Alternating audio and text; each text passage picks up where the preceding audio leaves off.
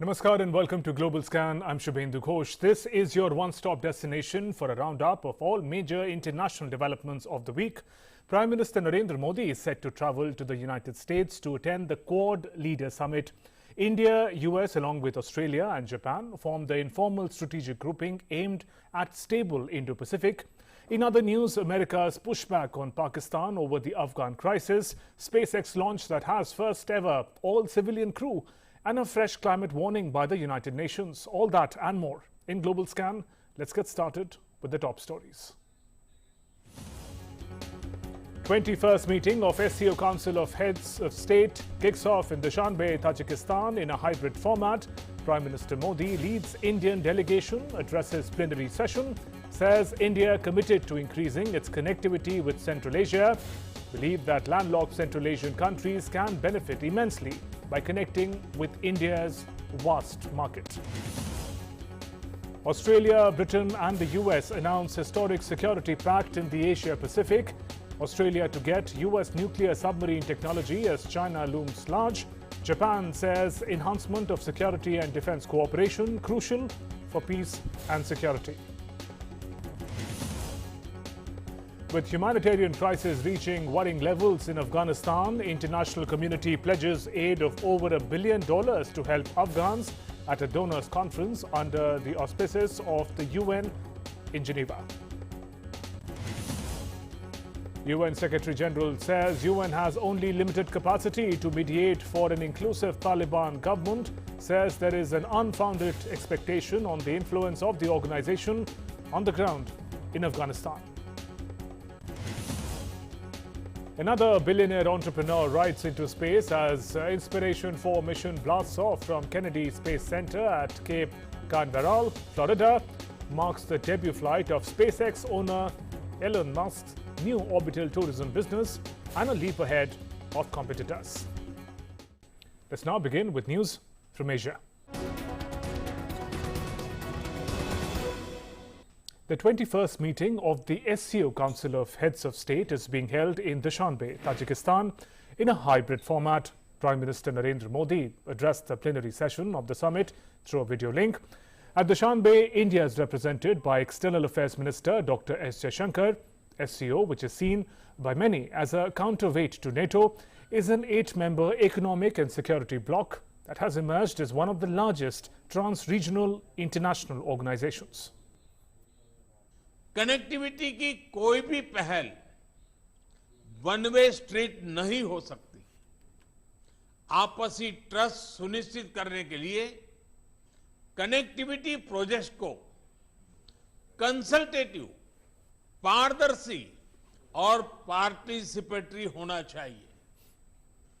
इनमें सभी देशों की टेरिटोरियल इंटीग्रिटी का सम्मान निहित होना चाहिए।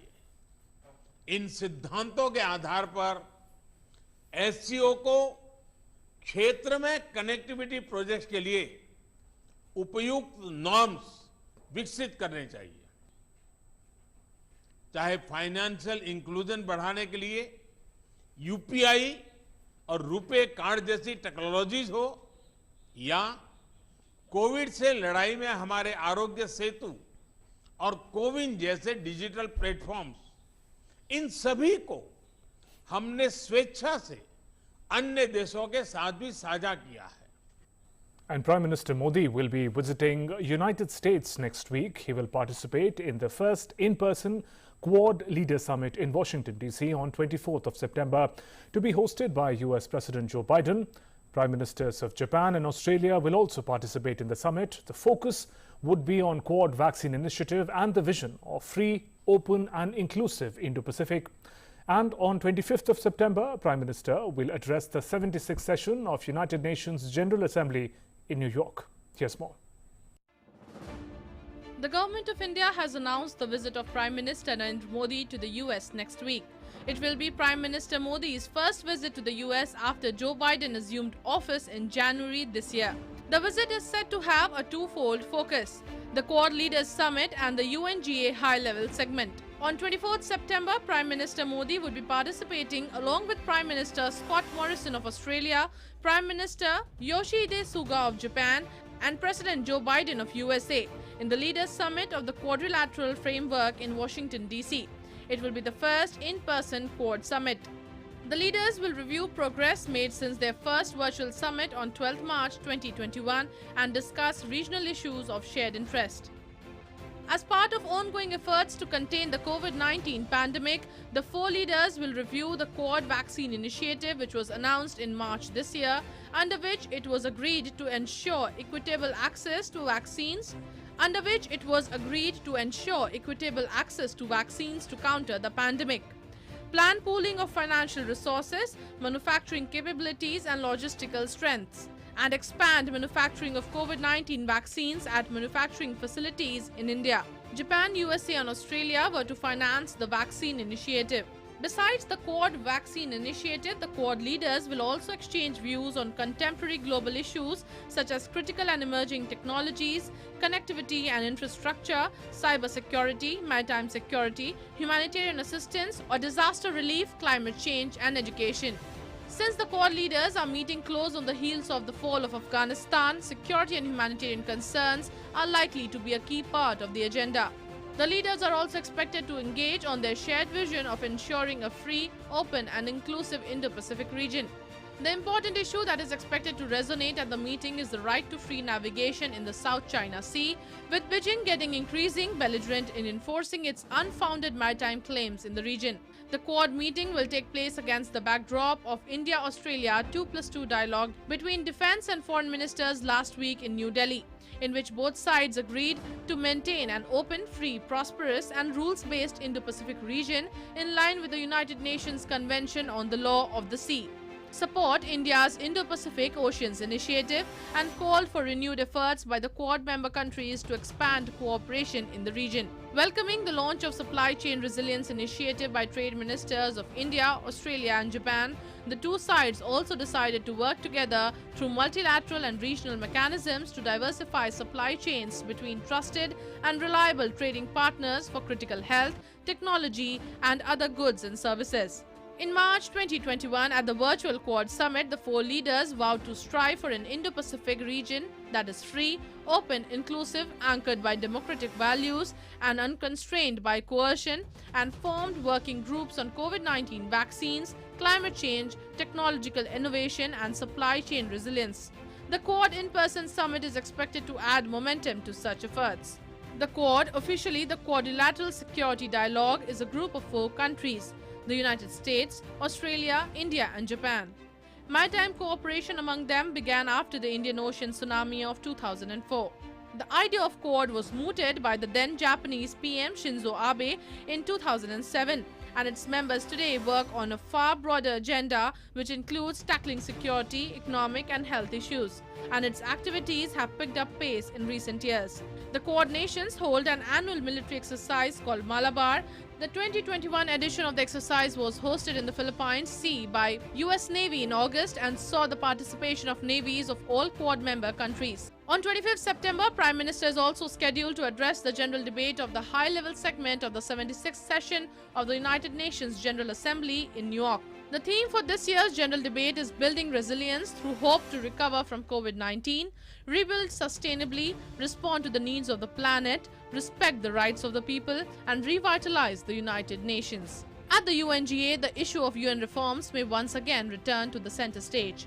India has been at the forefront of the years-long efforts to reform the UN Security Council, saying it rightly deserves a place as a permanent member of the Council, which in its current form does not represent the geopolitical realities of the 21st century. Bureau Report, DD India. Prime Minister Narendra Modi will participate in the first in-person Quad Leader Summit in Washington on September 24th. External Affairs Ministry spokesman Arindam Bagchi said that while in Washington, Prime Minister will also have an important bilateral meeting with US President Joe Biden. In our press release earlier this week about the Prime Minister's visit to the US, as mentioned therein, he will participate in the first in-person Quad Leaders Summit in Washington on September 24th. On September 25th, he will address the UN General Debate of the UN General Assembly at its 76th session. While Prime Minister is in Washington, he will also have a bilateral meeting with President Biden. We also look forward to bilateral meetings with other Quad leaders, time permitting, as well as bilateral meeting with some other leaders while he's in New York on September 25th. Meanwhile, India and the US took an important step forward this week in the direction of climate change initiatives. It was the beginning of climate action and finance mobilization dialogue between the two countries. US Presidential Envoy for Climate John Kerry was in India. He hailed the ambitious clean energy targets set by India and the milestones achieved. Climate action finance mobilization dialogue is expected to serve as a powerful avenue for Indo-US collaboration in the transition to a clean energy future. India and the US on Monday launched the Climate Action and Finance Mobilization Dialogue under the India-US Climate and Clean Energy Agenda 2030 Partnership. India-US Climate and Clean Energy Agenda 2030 Partnership was launched at the Leaders' Summit on Climate in April 2021 by Prime Minister Narendra Modi and US President Joe Biden. While speaking at the event, US Special Presidential Envoy for Climate John Kerry said that Prime Minister Modi has set very ambitious targets in India. Prime Minister Modi has also set very ambitious targets here in India. The target of 450 gigawatts by 2030 of renewable energy is one of the most powerful goals set in the world. And already you have reached about 100 gigawatts of that. I congratulate India for achieving that remarkable milestone. And India is a world leader in demonstrating that economic development and clean energy can go hand in hand.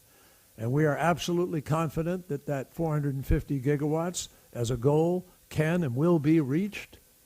And we look forward to partnering with India in the context of what we're talking about here today in order to help bring finance and bring technology and other elements to the table in order to achieve it. Kerry also said Climate Action and Finance Mobilization Dialogue will serve as a powerful avenue for US-India collaboration. Climate Action and Finance Mobilization Dialogue that we're announcing today will serve as a powerful avenue for US-India collaboration. There will be three pillars to this, three pieces.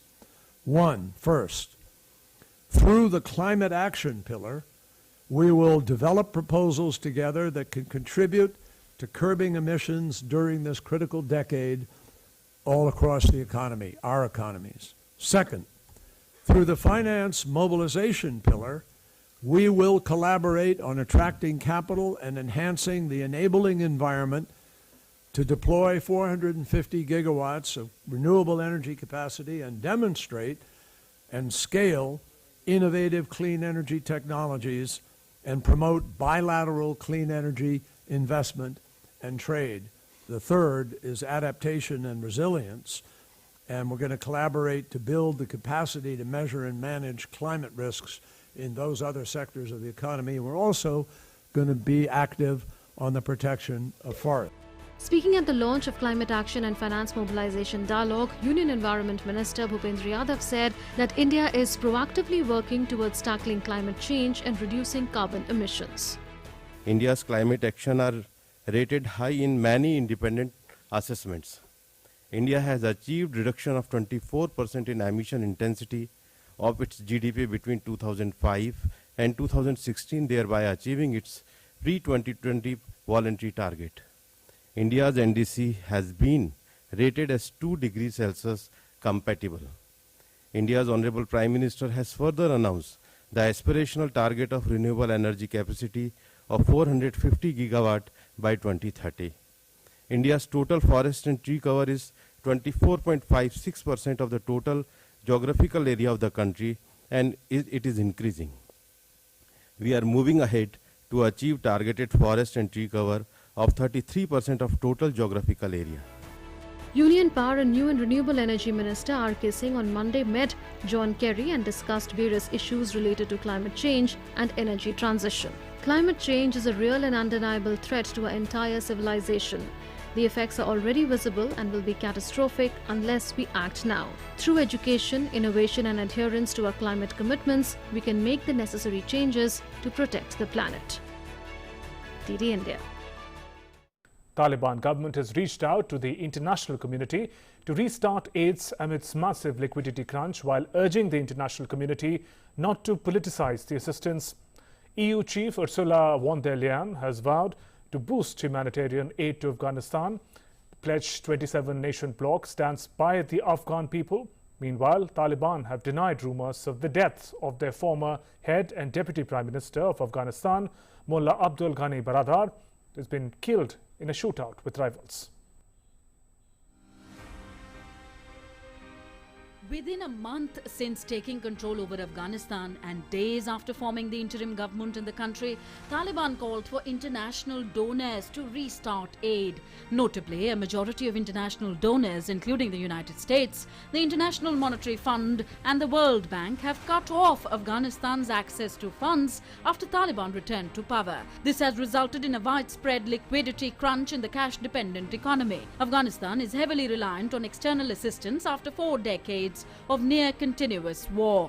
Afghanistan's acting foreign minister, Amir Khan Muttaqi, said that the international community should not politicize their assistance. Afghanistan has been a war-torn country for the past 3 or 4 decades. It has seen destruction and troubles of all sorts. It has been hit by bombs and missiles. It needs the international community's assistance in different sectors, especially education, health and development. We want good relations with the international community. We want mutual relations. We demand the international community not to put any further pressure on the Afghans.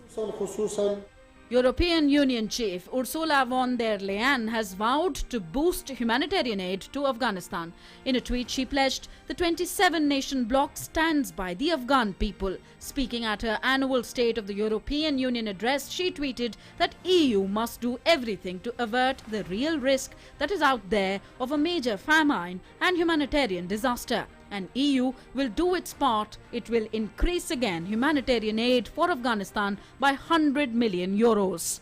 Earlier this week, the United Nations Secretary General Antonio Guterres said that poverty and hunger have spiraled in the country since foreign aid dried up, raising the spectre of a mass exodus. The UN appealed for $606 million to meet the most pressing needs of a country in crisis. Meanwhile, the Taliban have denied rumors of death of their former head and deputy prime minister of Afghanistan, Mullah Abdul Ghani Baradar, being killed in a shootout with rivals. A Taliban spokesman, Suhail Shaheen, said that Baradar has issued a voice message rejecting claims that he had been killed or injured in a clash. The denials followed days of rumors that supporters of Baradar had clashed with those of Sirajuddin Haqqani, who heads the Haqqani network that is based near the border with Pakistan and was blamed for some of the worst suicide attacks of the war. Baradar had not been seen in public for some time and was not part of the ministerial delegation which met Qatari Foreign Minister Sheikh Mohammed bin Abdul Rahman Al Thani in Kabul on September 12th. Bureau Report, DD India. And US Secretary of State Antony Blinken has pushed back against harsh Republican criticism of the handling of military withdrawal from Afghanistan during a congressional hearing. He said Biden administration inherited a deal with the Taliban to end the war, but no plan for carrying it out. Blinken said US administration will review its ties with Pakistan in the light of Islamabad's support for Taliban terrorists while professing to help Washington in Afghanistan. In the first public hearing in Congress about Afghanistan since last month's collapse of the US-backed Afghan government, Blinken told the House of Representatives Foreign Affairs Committee that Pakistan has a multiplicity of interests, some that are in conflict with ours. US Secretary of State Antony Blinken has said that US will be looking at its relationship with Pakistan in the coming weeks to formulate what role Washington would want it to play in the future of Afghanistan. In the first public hearing in Congress about Afghanistan since last month's collapse of the US-backed Afghan government, Blinken told the House of Representatives Foreign Affairs Committee that Pakistan has a multiplicity of interests, some that are in conflict with those of the US. He added that Pakistan is one that's involved in hedging its bets constantly about the future of Afghanistan. Pakistan is the one that's involved harboring members of the Taliban while also being involved in different points of cooperation with US on counter-terrorism. Asked by lawmakers if it is time for Washington to reassess its relationship with Pakistan, Blinken said that the administration would soon be doing that. He said, "This is one of the things that we are going to be looking at in the days and the weeks ahead. The role that Pakistan has played over the last 20 years, but also the role we would want to see it play in the coming years and what it will take for it to do that." Pakistan has had deep ties with the Taliban and has been accused of supporting the group as it battled the US-backed government in Kabul for 20 years. It is also considered as one of the two countries, along with Qatar, with the most influence over the Taliban and a place where many senior Taliban leaders were thought to have escaped to after the US-led invasion of Afghanistan in 2001. Meanwhile, US Secretary of State also told the Congress that the United States is in touch with India regarding the over-the-horizon capabilities and plans. The so-called over-the-horizon capabilities US President Joe Biden has repeatedly touted make identifying and striking terrorists with aerial surveillance and drones launched from outside the country. When asked whether the Biden administration has reached out to India as a possible staging area for future over-the-horizon forces capabilities, Blinken said that the Biden administration is deeply engaged with India. The Biden administration's over-the-horizon strategy in Afghanistan is drawing serious questions from lawmakers and counter-terrorism experts as the US withdrawal shifts calculations about threats and capabilities. United States President Joe Biden and Prime Minister Narendra Modi will meet later this month in a first in-person Quad leaders meeting in Washington. Bureau Report, DD India. And India this week achieved a momentous feat in vaccination drive as it crossed the milestone mark of 75 crore vaccinations in the country. The mega vaccination drive that started in January this year has accelerated the pace and also the coverage with time. While it took 85 days to administer the first 10 crore doses, the latest batch of 10 crore vaccine doses were administered in just 13 days.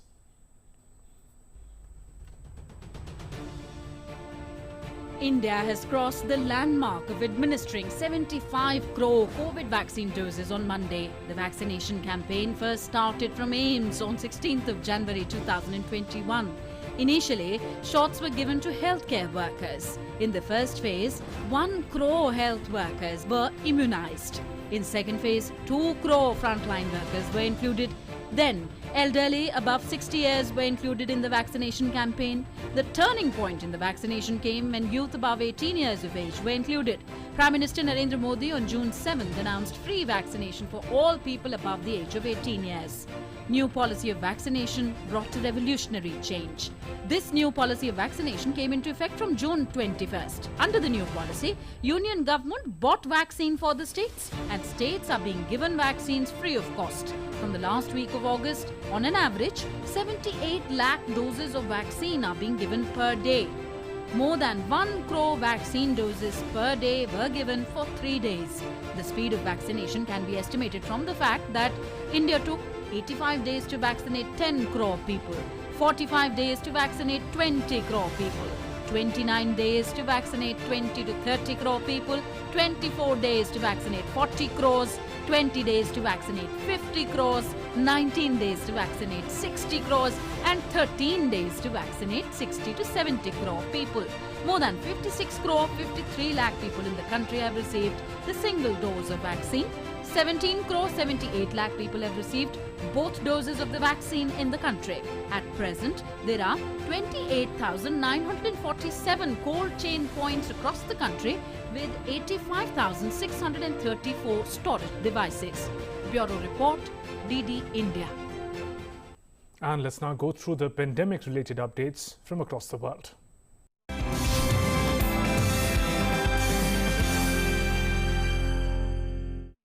In Bangladesh, schools reopened after nearly 18 months as the COVID-19 situation in the country eased over the last few days.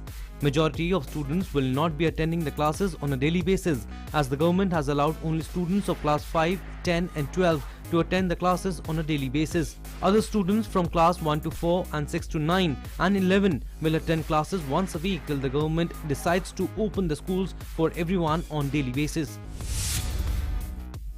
COVID-19 outbreak raising questions over the sustainability of the country's stringent zero-COVID strategy. The fresh outbreak in Fujian province on China's southeastern coast has infected more than 60 people, including 15 elementary school people, since 10th September. This outbreak comes on the heels of a previous Delta-driven outbreak in the eastern province of Jiangsu that emerged in late July, which infected over 1,200 people and spread to more than half of China's provinces. China's border restrictions and mandatory quarantine requirements for overseas arrivals are among the strictest in the world. Surprisingly, China still does not allow people from 11 countries to enter its border on the pretext of COVID prevention, even though it keeps getting imported cases through passengers from other countries.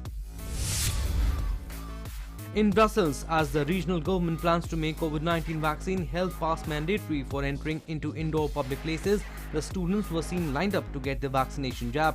Brussels residents would be required to show the pass in restaurants, fitness clubs or trade fairs from October 1st, proving that they have been vaccinated or have recently been tested negative for the COVID-19. Only 44% of the population in the age group of 18 to 24 years has received a first dose of COVID-19 vaccine in Brussels. Britain will begin a COVID-19 vaccine booster program for older and more vulnerable people soon as Prime Minister Boris Johnson's government relies on vaccines rather than further lockdowns to navigate the winter.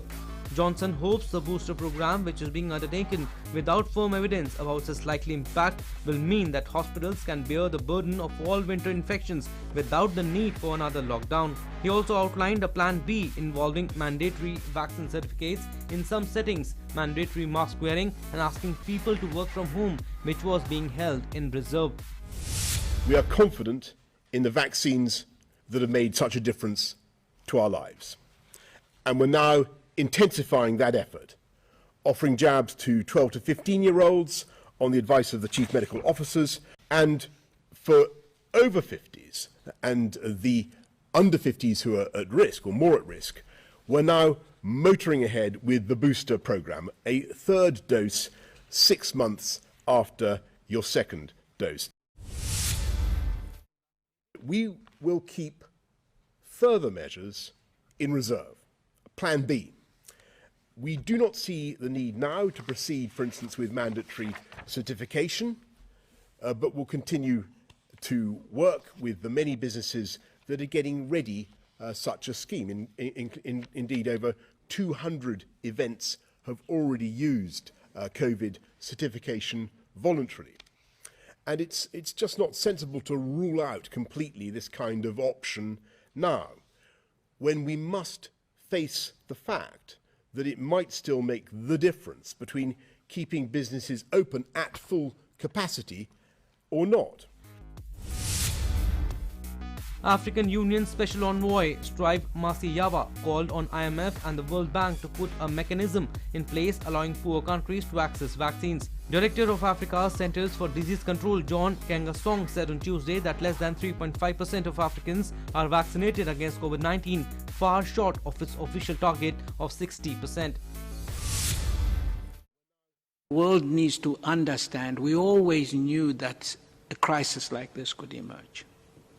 So we really urge those institutions such as the IMF and the World Bank to pick up the leadership on this issue and put in place a standby capacity, particularly for poor nations, to have access to vaccines. World Health Organization Chief Tedros Adhanom, speaking at the same briefing, said the continent was being left behind by the rest of the world and this would allow the coronavirus to keep circulating. The World Health Organization has called on countries and manufacturers to share information on COVID vaccine deliveries. So far, just 2 countries in Africa have reached the 40% target, the lowest of any region. As I said last week, that's not because African countries don't have the capacity or experience to roll out vaccines. It's because they have been left behind by the rest of the world. More than 5.7 billion doses have been administered globally, but only 2% of those have been administered in Africa. This leaves people at high risk of disease and death, exposed to a deadly virus against which many other people around the world enjoy protection. The Dutch government on Tuesday announced it was easing COVID-19 restrictions and will introduce a corona pass showing proof of vaccination to go to bars, restaurants, clubs or cultural events. Prime Minister Mark Rutte said more social distancing requirements will be dropped from September 25th. Businesses at Malaysia's prime holiday destination are gearing up to welcome the return of tourists this week as the country takes an early step towards recovery from a devastating coronavirus crisis. Global Scan Desk, DD India.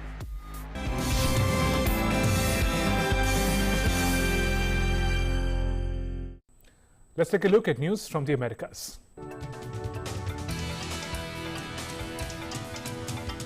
In an interesting development in space exploration, SpaceX has launched the first ever all-civilian crew bound for orbit. 4 amateur astronauts blasted off from Florida coast in the crew. The capsule soared into the sky atop one of the company's Falcon 9 rockets. It marks the debut flight of SpaceX owner Elon Musk, new orbital tourism business, and of course, a leap ahead for the competitors who offer rides on rocket ships. These 4 amateur astronauts have blasted off from Florida on their private mission to orbit. Among them is a billionaire e-commerce executive and 3 less wealthy private citizens he chose to join him in the first all-civilian crew ever launched on a flight to Earth orbit. The quartet of amateur space travelers, led by the American founder and chief executive of financial services firm Shift4 Payments Incorporation, Jared Isaacman, lifted off from the Kennedy Space Center in Cape Canaveral. A SpaceX webcast of the launch showed Isaacman, 38, and his crewmates Ian Proctor, 51, Haley Arsenault, 29, and Chris Zembrowski, 42, strapped into the pressurized cabin of their gleaming white SpaceX Crew Dragon capsule, dubbed Resilience, wearing their helmeted black and white flight suits. We've been going to the space station for some time, and there's just unbelievable science and research and great contributions that are coming out of there. But if we're going to, go to the moon again, and we're going to go to Mars and beyond, then we got to get a little outside of our comfort zone and take that, next step in that direction. So that was really the rationale. I think that there were, obviously they wouldn't have mentioned it they wouldn't have mentioned that there weren't some additional risks if there weren't, and there are, but ones that we've now had really several months to think through and mitigate in order to safely execute that, orbital apogee. I'm so excited about the medical research that we're going to be doing on this flight. And we're going to be collecting a lot of swabs to learn about the microbiome, how that changes in flight. We're going to be performing ultrasounds to evaluate for fluid shifts, as well as performing some cognitive tests and studying radiation effects of going to our high altitude. And to mention the payload a little bit, this is a fundraising effort for St. Jude. And we're really excited to bring along an NFT by Kings of Leon's called Time in Disguise, their new release hit. And we're going to jam to it on orbit and later auction that for St. Jude, which is so special to be part of. The capsule roared into the Florida sky, perched atop one of the company's reusable 2-stage Falcon 9 rockets and fitted with a special observation dome in place of its usual docking hatch. This first crewed mission, headed to orbit with no professional astronauts along for the ride, is expected to last about 3 days from launch to splash down in the Atlantic, according to mission officials. It marked the debut flight of SpaceX owner Elon Musk's new orbital tourism business and a leap ahead of competitors likewise offering rides on rocket ships to customers willing to pay a small fortune for the exhilaration and bragging rights of spaceflight. DD India. And now let's take a look at news coming in from Europe.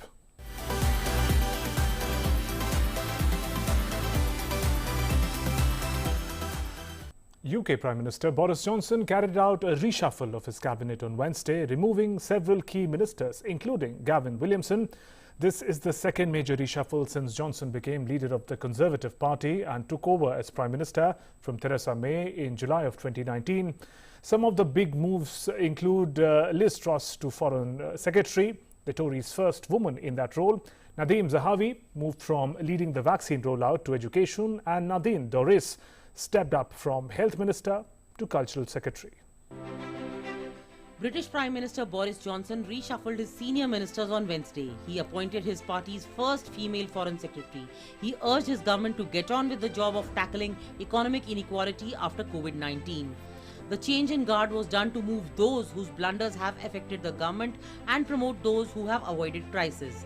The replacement of Dominic Raab with former Trade Minister Liz Truss at the Foreign Office underlined the rationale behind the reshuffle. In the reshuffle, Finance Minister Rishi Sunak remains in his post. Liz Truss is the new Foreign Secretary. Raab is confirmed in 3 roles: Justice Secretary, Lord Chancellor and Deputy Prime Minister. Former Vaccines Minister Nadeem Zahawi is the new Education Secretary. He replaces Gavin Williamson, who was the first to be sacked from his post in these moves. Nadine Dorries is Secretary of State for Culture, Media and Sport. She replaces Oliver Dowden, who moves to the Cabinet Office. Michael Gove is the new Minister for Housing, Communities and Local Government and has the responsibility for the UK's union. Steve Barclay replaces Michael Gove as the Chancellor of the Duchy of Lancaster and the Cabinet Office Minister. Anne-Marie Trevelyan is the International Trade Secretary. Robert Buckland has been sacked as the Justice Secretary. Amanda Milling is no longer the Conservative Party co-chair. Ending regional inequality was the key to the agenda set in 2019 when Johnson won the biggest Conservative Party parliamentary majority since Margaret Thatcher. But the issue has been eclipsed by the pandemic and headlines about ministerial gaffes. This is the second major reshuffle since Johnson became the leader of the Conservative Party and took over as the Prime Minister from Theresa May in July 2019. The last reshuffle took place in February 2020. Global Scan Desk, DD News. And now some more news and developments in fast forward mode.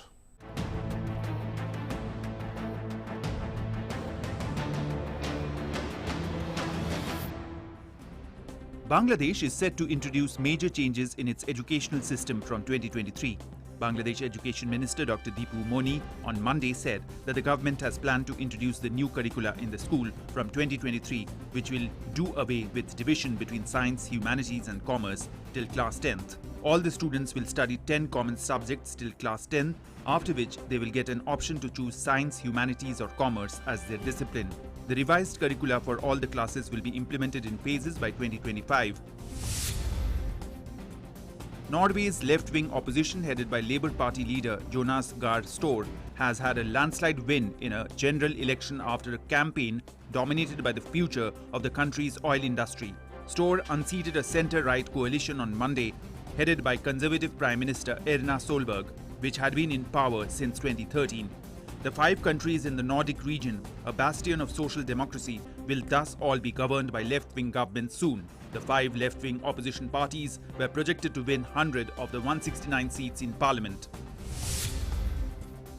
Hundreds of people and religious groups protested on Monday against the judges of Mexico's Supreme Court that ruled the criminalization of abortion is unconstitutional.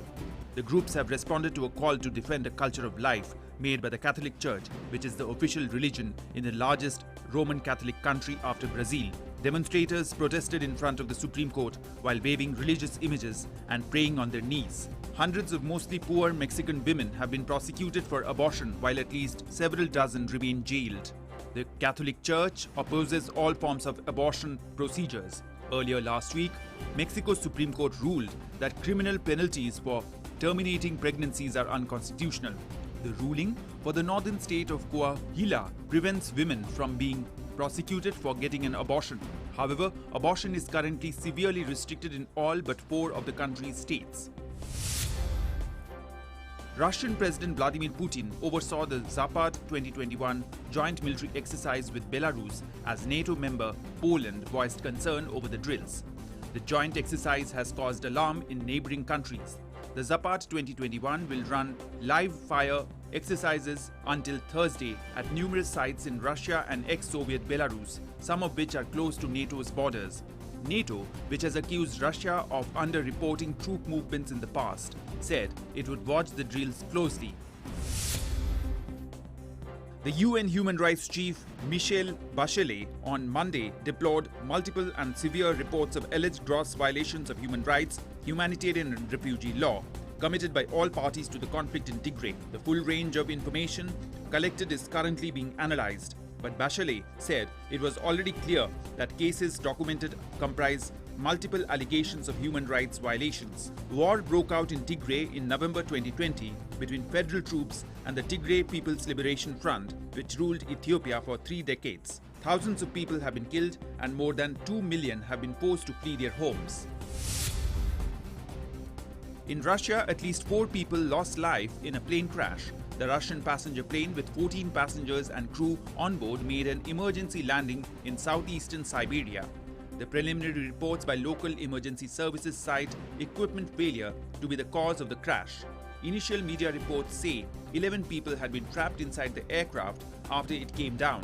Rescue workers rushed were seen deployed at the spot with stretchers, shining torches near a river. French President Emmanuel Macron said on Wednesday that French military forces had killed Islamic militant Adnan Abu Walid al-Sahrawi, the leader of the Islamic State in the Greater Sahara. Macron said in a tweet without disclosing the location of the operation. It's another major success in a fight against terrorist groups in the Sahel. Global Scan Desk, DD India.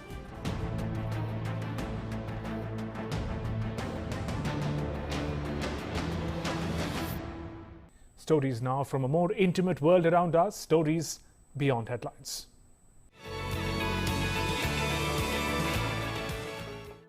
Hundreds of paddleboard enthusiasts brightened the waters of Moscow's rowing canal with a flashy masquerade on Sunday to enjoy the last warm days of this autumn. The participants had a chance to show off their costumes as well as to take part in a friendly race. The participation was huge, especially a day after Moscow Marathon got cancelled.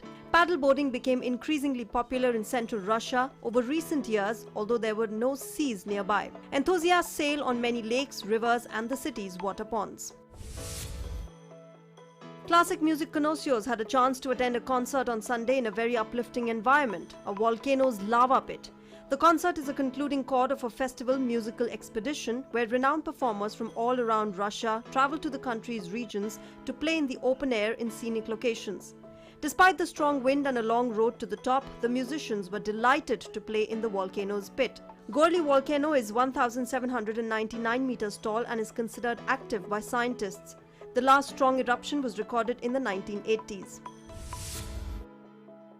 Visitors to Paris were surprised when strolling up the Champs-Élysées as dozens of workers began enveloping the Arc de Triomphe in a shimmering tarpaulin fabric, a posthumous installation by artist Christo. Workers were shuffling around the 50-meter-high 19th century art setting, 25,000 square meters of silvery blue recyclable plastic wrapping, which will be on view between September 18th and October 3rd.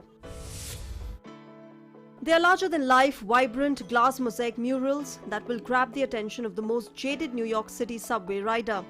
The installation is the idea of renowned US artist Nick Cave, who is best known for his exuberant sound suits. The sound suits are head-to-toe costumes that cover the entire body of the wearer. They are made with a variety of fabrics, textures, colors and patterns. This is the first time ever that the sound suits will be used in a permanent two-dimensional mosaic display. 6 escaped zebras continued roaming suburban Maryland to evade authorities. Sightings of the loose animals were first reported on August 31st in Upper Marlboro, about 20 miles outside of Washington, D.C. Since then, the animal control officials say they have tried to capture them but without success. According to authorities, the zebras escaped from a privately owned 300-acre farm that is legally licensed by the U.S. Department of Agriculture to keep 39 zebras.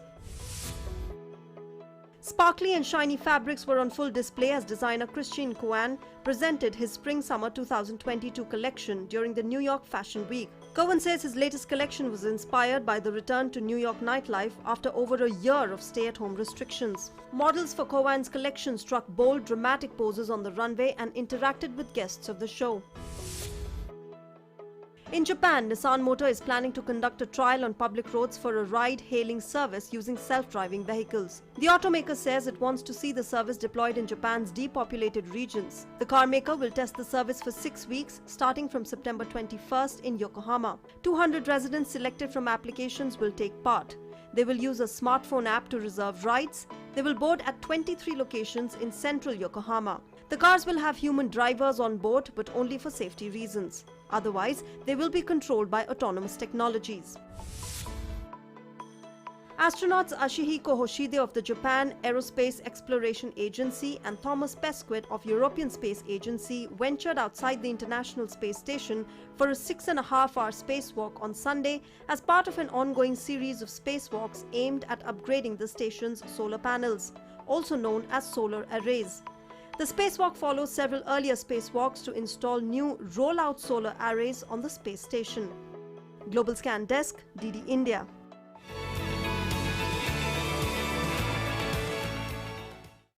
Let's now turn on the time machine and see the importance of this week in history.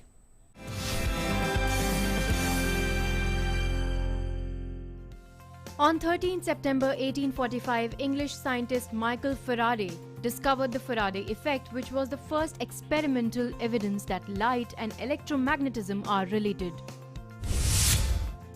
On 13 September in the year 1847, US forces under General Winfield Scott captured Mexico City and invaded 3 miles south of Veracruz.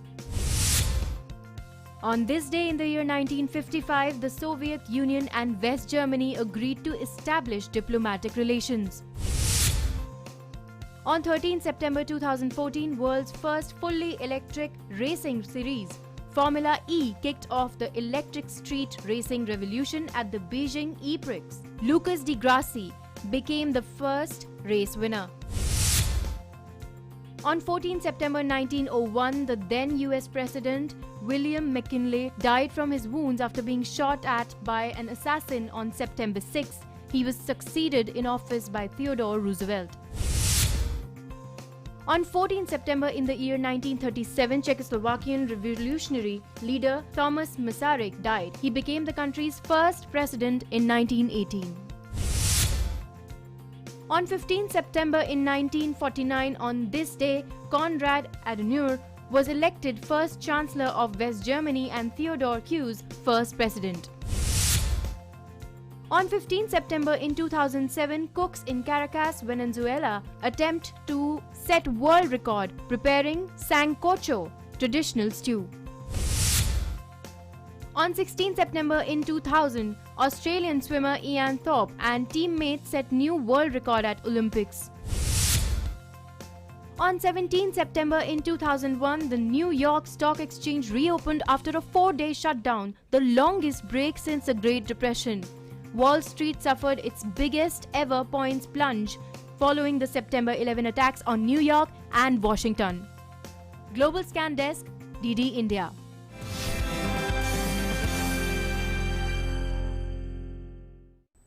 And as we conclude this edition of Global Scan, we're leaving you with the images that stayed in news this week. Till we meet again, namaskar.